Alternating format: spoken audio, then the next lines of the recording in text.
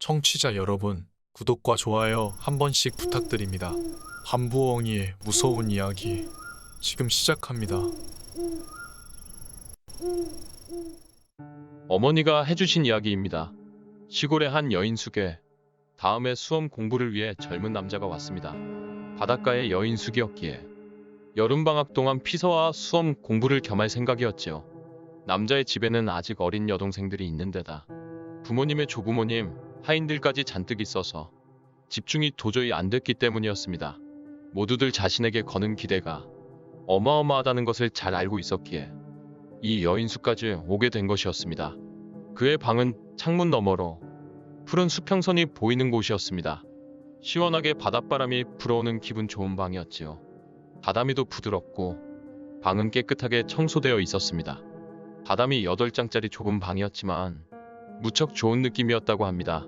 그런데 방 안으로 들어와서 문득 입구에 창호지를 봤더니 벽 쪽에 책상을 두고 공부하고 있는 젊은 남자의 뒷모습이 보이는 것이었습니다. 학생은 놀랐지만 곧 안정을 되찾고 말을 걸었습니다. 아, 저기, 오늘부터 이 방을 쓰게 되었습니다. 잘 부탁드립니다. 남자는 등을 돌린 채로 잘 부탁합니다. 라고 말할 뿐이었습니다. 학생은 무뚝뚝한 사람이라고 생각했지만 곧 자신도 공부를 해야 하는 입장이라는 것을 떠올리고 창가 쪽에 있는 책상에 앉아 공부를 시작했습니다. 학생은 한참을 책을 보고 있다가 글자가 잘 안 보이는 것을 느끼고서야 비로소 해가 졌다는 것을 깨달았습니다. 뒤를 돌아보니 그 남자도 아직 어두운 책상에 그대로 앉아 있었습니다. 불을 켜도 될까요? 네, 그리고 불을 켜는 순간 아래에서 저녁 드세요. 라는 소리가 들려왔습니다.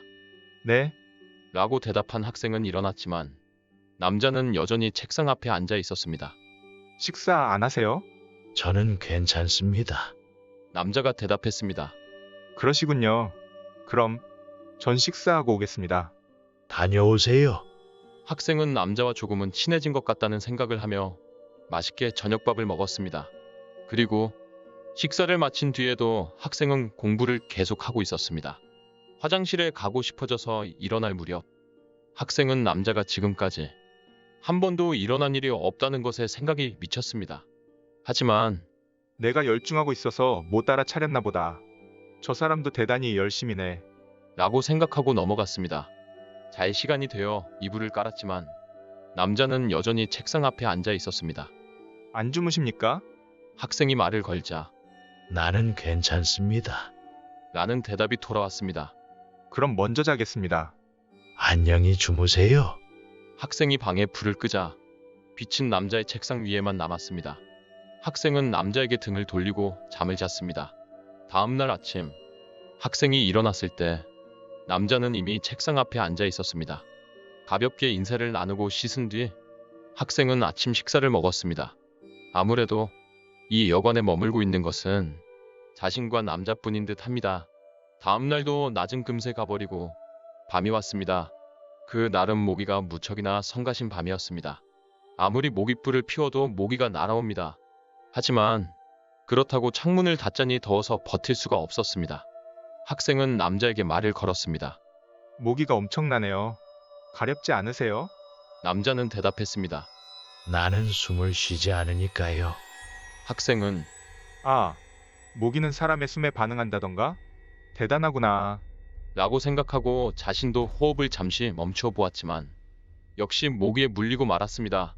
그날 밤은 도저히 공부를 할 상황이 못 돼서 학생은 잠이나 자기로 했습니다.